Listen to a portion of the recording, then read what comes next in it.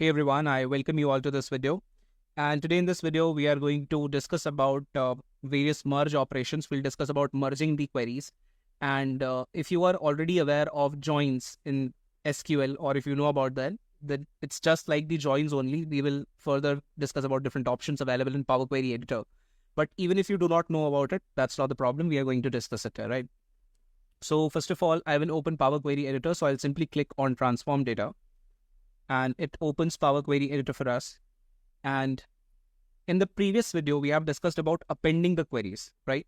So we appended two tables, that is student details 1 and student details 2. And then we got append 1 table. So in append 1 table, we are having the details of all these students. Here by details, we mean that we have 4 columns, that is ID, student ID, then name, the name of the student, phone number of the student, and address of the student. And also address for some of the students is not available. So we have null values here. That's the thing. And we have a total of 7 distinct students. We have 7 students. And they have ID number as follows. That is 1, 2, 3, 4, 5, 9, and 12. So this is the data for all these students. Right. And by the different details, we refer to these columns that you can see on the screen as of now. Now, first of all, I want to change the name of this table. So in place of append 1, I will just simply double click on append 1. And I will first of all rename it as all student details. So this is consisting of details, that is the name, phone number, and address details and ID details for all these students that we have. Now, let's discuss about the second table that we have. So the second table here is student marks. And here in this table, that is student marks table, we have 3 different columns, that is ID column, subject column, and marks column. So we have different subjects for different IDs. And then for these different subjects, marks are available. But you should note that if I will discuss about the ID column in this table, that is student marks table, so you can see that we have marks available only for 4 distinct students. That is ID number 1, ID number 2, ID number 3, ID number 4. And that too for all these 4 students, marks are not available in all the subjects, but marks are available in some of the subjects for them. And the marks are written here in third column. But if I will again go back to all student details table, so you can see that here we have a total of 7 different students. While in the student marks table, we have marks available only for 4 students. So this is something that you should know. Now let's open PowerPoint to understand it first, because in that sense, it will become easier for you to understand the concept. And then we will discuss about different types of merge operations. So first of all, we have all student details. So I will click here on this table. And here we have ID, name, phone number, address column. So I will simply open PowerPoint, and this is the first table, that is all student details.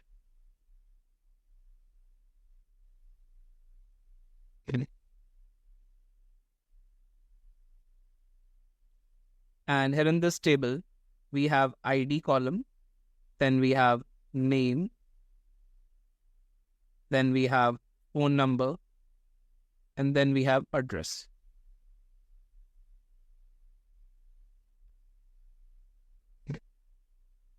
So this is the first table that we have.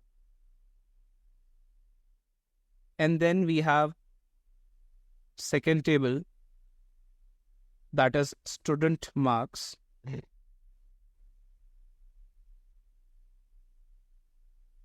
Right.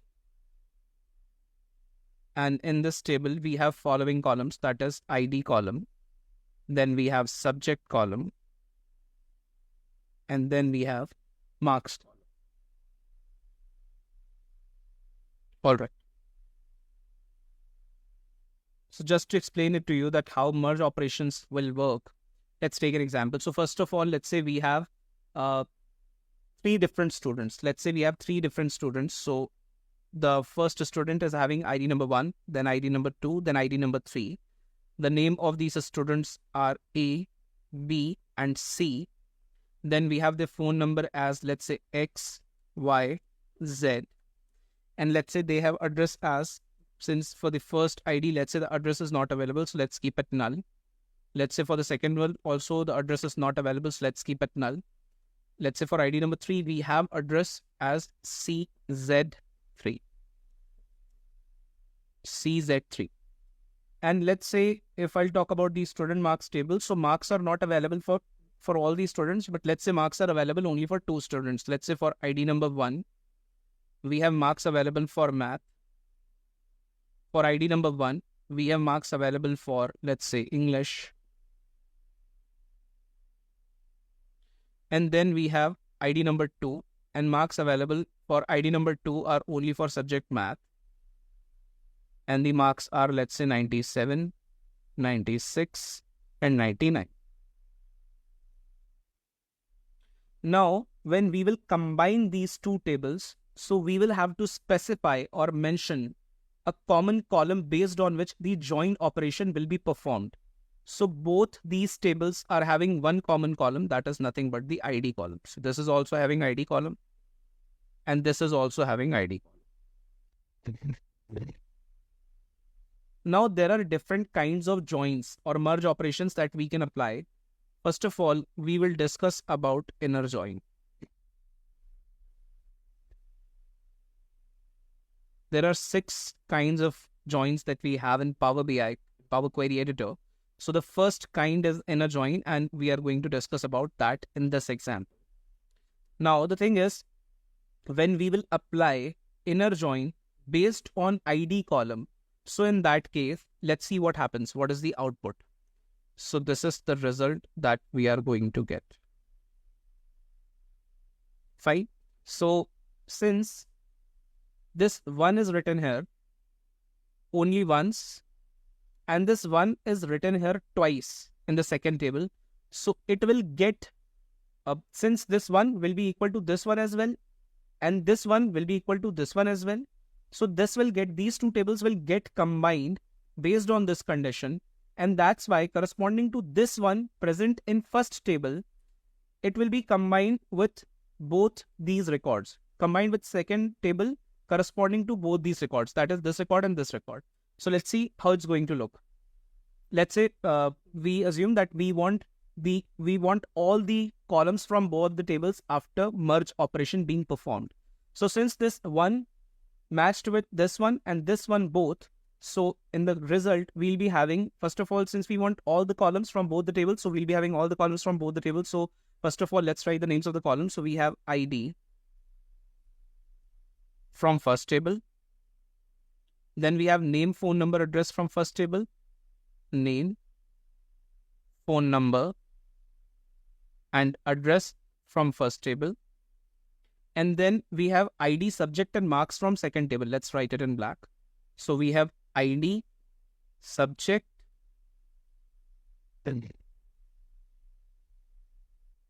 and marks from second table.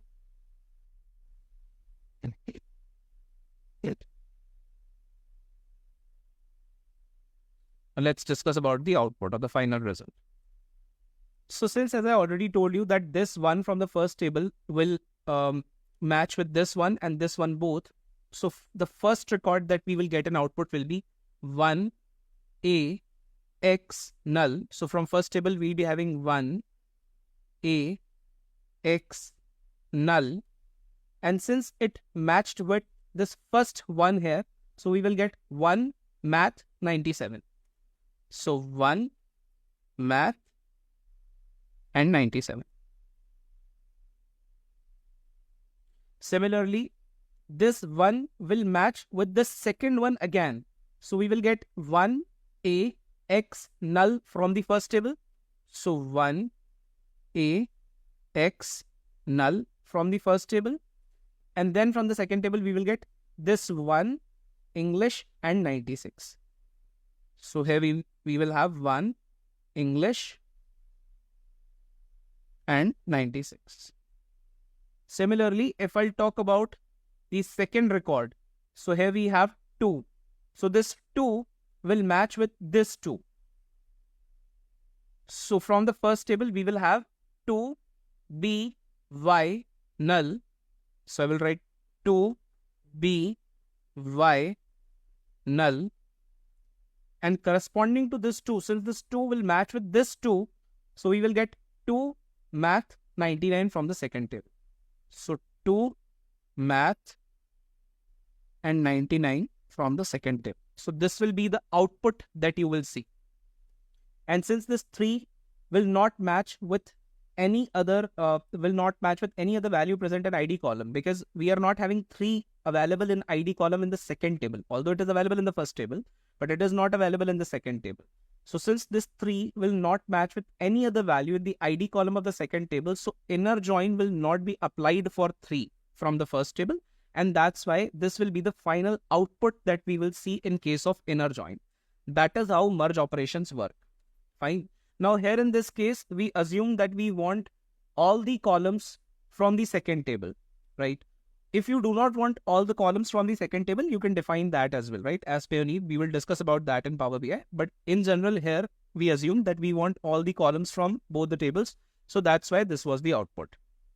All right. And this is how the inner join works. We were discussing about inner join. Now let's open Power BI and try to understand with the help of an example that how this inner join looks there.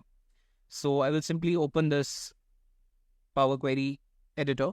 And here I've already told you about the 2 tables that we have.